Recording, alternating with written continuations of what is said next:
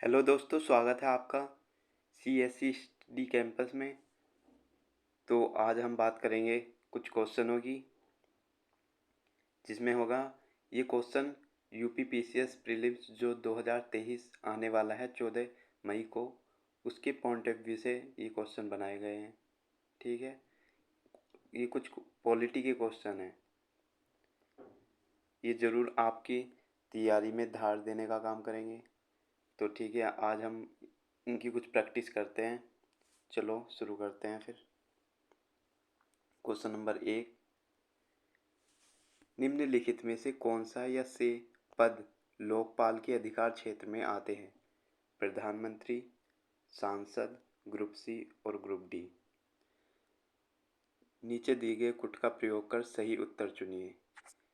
इसके ऑप्शन हैं ए केवल 1 और 2, बी केवल 2 और 3, सी केवल 2, डी 1, 2 और 3। तो बताइए इसका सही आंसर। बताइए।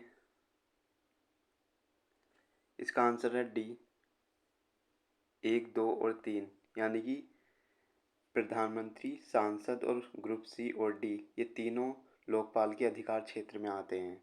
तो समरी इसकी देख लेते हैं।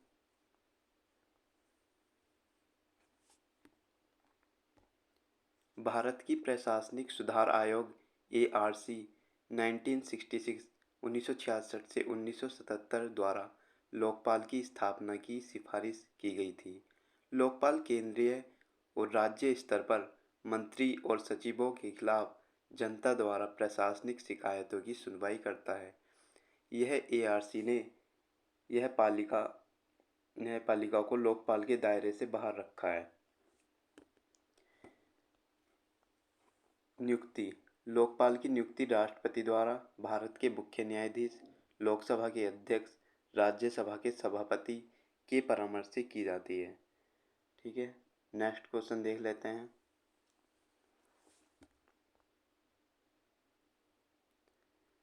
निम्नलिखित में से किस राष्ट्रमंडल देश ने सबसे पहले लोकपाल प्रणाली को अपनाया? बताइए। तो ये ऑप्शन इसका ए है, न्यूजीलैंड। तो समरी देख लेते हैं। लोकपाल प्रणाली।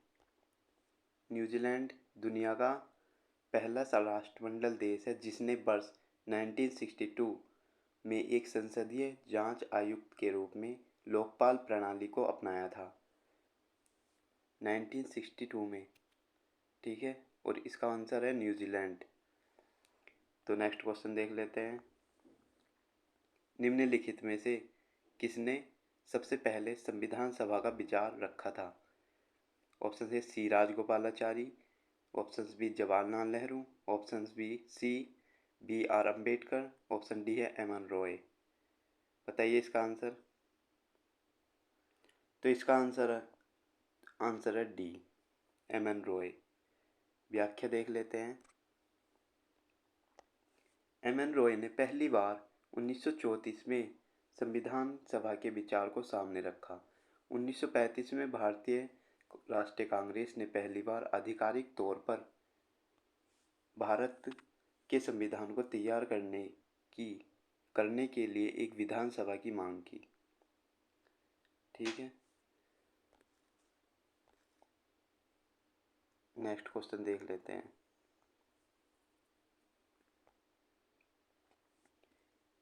राज्यसभा के संदर्भ में निम्नलिखित में से कौन सा यसे कथन सही है? बताइए। राष्ट्रपति आंग्ल भारतीय समुदाय से 2 सदस्यों को मनोनीत करता है।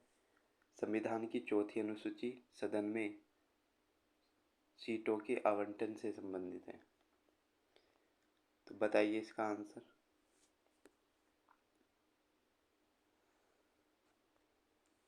इसका आंसर है ऑप्शन बी। तो संविधान की चौथी अनुसूची राज्यों और केंद्र शासित प्रदेश को राज्यसभा में सीटों के आवंटन से संबंधित है। और जनवरी 2020 में संसद ने 126वां संविधान संशोधन विधेयक पारित कर जिसमें अनुसूचित जाति, अनुसूचित जनजाति के लिए आरक्षण का विस्तार किया गया, लेकिन लोकसभा और कुछ राज्य विधानसभाओं में आंग्ल भारतीयों के नामांकन के प्रावधान को हटा दिया गया। ठीक है।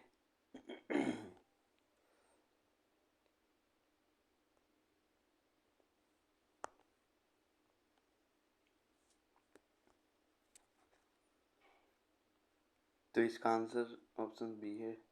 नेक्स्ट क्वेश्चन देख लेते हैं। मुख्य चुनाव आयुक्त को हटाया जाता है। ऑप्शन ए भारत के मुख्य न्यायाधीश द्वारा, ऑप्शन बी स्पीकर द्वारा, ऑप्शन सी चुनाव आयोग द्वारा, ऑप्शन डी है सर्वोच्च न्यायालय द्वारा। तो इसका आंसर है ऑप्शन बी, स्पीकर द्वारा मुख्य चुनाव आयुक्त को हटाया जा सकता है। समरी देख लेते हैं। राष्ट्रपति मुख्य चुनाव आयुक्त और अन्य चुनाव आयुक्त की नियुक्ति करेगा। राष्ट्रपति उसे संसद के दोनों सदन द्वारा विशेष बहुमत से पारित एक प्रस्ताव के आधार पर या तो साबित दुर्व्यवहार या अक्षमता के आधार पर हटा सकते हैं। इस प्रकार वह राष्ट्रपति के प्रसाद पर्यंत अपना पद धारण नहीं करता, हालांकि वह उसे नियुक्त करता है। तो नेक्स्ट क्वेश्चन देख लेते हैं। निम्नलिखित में से कौन सा निकाय आंग्ल भारतीय, सॉरी यहाँ पे गलती हो गई है, मिसप्रिंटिंग।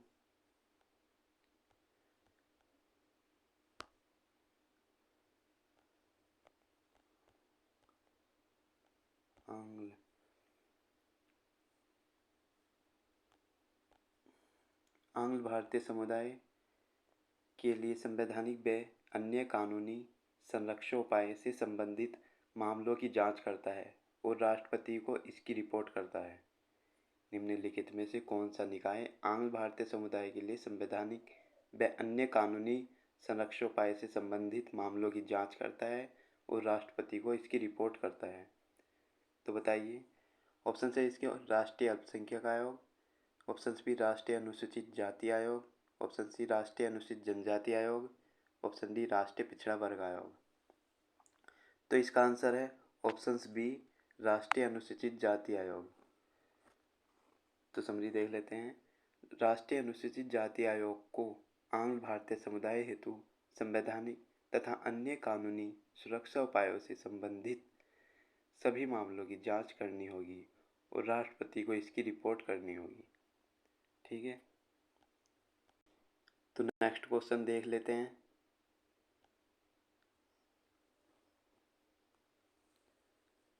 राष्ट्रीय महिला आयोग निम्नलिखित में से किस मंत्रालय के प्रशासनिक नियंत्रण में आता है?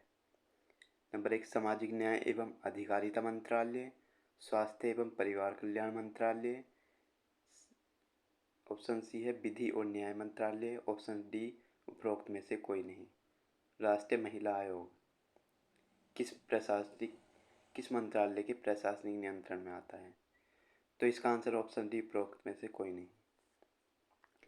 भारत सरकार का महिला एवं बाल विकास मंत्रालय महिला आयोग नोडल मंत्रालय महिला विकास को सशक्तिकरण के लगभग सभी पहलुओं को शामिल करते हुए आयोग को व्यापक कार्यभार सौंपा गया है। ठीक है। नेक्स्ट क्वेश्चन देख लेते हैं। उद्देश्य संकल्प के संदर्भ में कौन सा या कौन से कथन सही हैं? नंबर 1 इसे डॉक्टर बी.आर. अम्बेडकर द्वारा स्थानांतरित किया गया था। इसे संवैधानिक संरचना के मूल सिद्धांत और दर्शन को निर्धारित किया। तो नीचे दिए गए कुट का सही प्रयोग कर सही उत्तर चुनिए। ऑप्शन ए केवल एक, ऑप्शन बी केवल दो, ऑप्शन सी एक और दो दोनों, ऑप्शन डी न तो एक न ही दो। तो इसका आंसर है ऑप्शन बी केवल दो। इसने संवैधानिक संरचना के मूल सिद्धांत और दर्शन को निर्धारित किया। व्याख्या देख लेते हैं। 13 दिसंबर 1940 को जवाहरलाल नेहरू ने ऐतिहासिक उद्देश्य से प्रस्ताव पेश किया। इसने संवैधानिक संरचना के मूल सिद्धांतों और दर्शन को निर्धारित किया।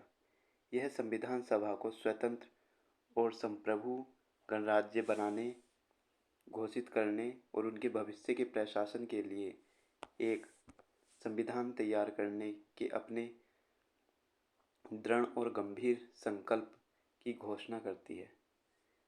ठीक है, तो नेक्स्ट क्वेश्चन देख लेते हैं। भारत में मेरिट का सिस्टम का प्रहरी है। भारत में मेरिट सिस्टम का प्रहरी है। सॉरी, यहाँ पे मिसप्रिंट हो चुका है, थोड़ा सॉरी।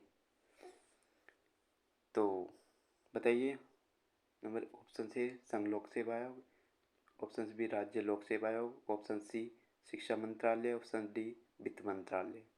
तो इसका आंसर है ऑप्शन ए संघ लोक सेवा आयोग यानी यूपीएससी।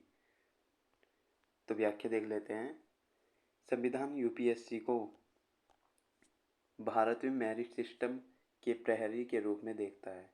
यह अखिल भारतीय सेवाओं समूह ए समूह बी में भर्ती से संबंधित है और पदोन्नति तथा अनुशासनात्मक मामलों पर सरकार से परामर्श करने पर फैसला देता है। यह केवल एक केंद्रीय भर्ती एजेंसी है। यह एक स्वतंत्र संवैधानिक निकाय है। तो नेक्स्ट क्वेश्चन देख लेते हैं। प्रतिस्पर्धा अपीलीय न्यायाधिकरण में अपील करने की क्या सीमा होती है? समय सीमा क्या होती है? प्रतिस्पर्धा अपीलीय न्यायाधिकरण में अपील करने की समय सीमा क्या होती है? 30 दिन, 60 दिन, 90 दिन, 120 दिन। तो आंसर है इसका ऑप्शन बी 60 दिन। तो व्याख्या देख लेते हैं। प्रतिस्पर्धा अपील के लिए प्रतिस्पर्धा अपील के लिए न्यायाधीशीकरण प्रतिस्पर्धा अधिनियम 2002 के प्रावधानों के तहत स्थापित एक संवैधानिक संगठन है। स्थापना इसकी सन 2009 तथा मुख्यालय नई दिल्ली में है। तो नेक्स्ट क्वेश्चन देख लेते हैं। साइबर अपील अधिकरण निम्नलिखित में से किसके अधीन कार्य करता है? ऑप्शन से आपराधिक प्रक्रिया संहिता, ऑप्शन बी नैसर्गिक न्याय के सिद्धांत, ऑप्शन सी सिविल प्रक्रिया संहिता, ऑप्शन डी उपरोक्त सभी। तो आंसर है इसका ऑप्शन डी उपरोक्त सभी, यानी आपराधिक प्रक्रिया संहिता, नैसर्गिक न्याय के सिद्धांत, सिविल प्रक्रिया संहिता, ये तीनों हैं। तो व्याख्या देख लेते हैं इसकी। साइबर अपील अधिकरण की स्थापना सूचना प्रौद्योगिकी अधिनियम 2000 के तहत प्रमाणन प्राधिकार नियंत्रण के तत्वावधान में की गई। इस अधिकरण को आरंभ में साइबर विनियमन अपील अधिकरण के रूप में जाना जाता था और इसने वर्ष 2006 से कार्य करना शुरू किया। तो नेक्स्ट क्वेश्चन देख लेते हैं। और नहीं है, चलो ख़त्म हो गए। तो ये दोस्तों कुछ क्वेश्चन थे जो आपकी तैयारी के लिए बहुत ही ज़्यादा इम्पोर्टेंट है। इनका मल्टी टाइम रिवीजन करो और मुझे पूरा विश्वास है ये आपके पेपर में बहुत फ़ायदा होगा इन क्वेश्चनों से। तो ठीक है, चलते हैं। ठीक है, बाय, नमस्ते।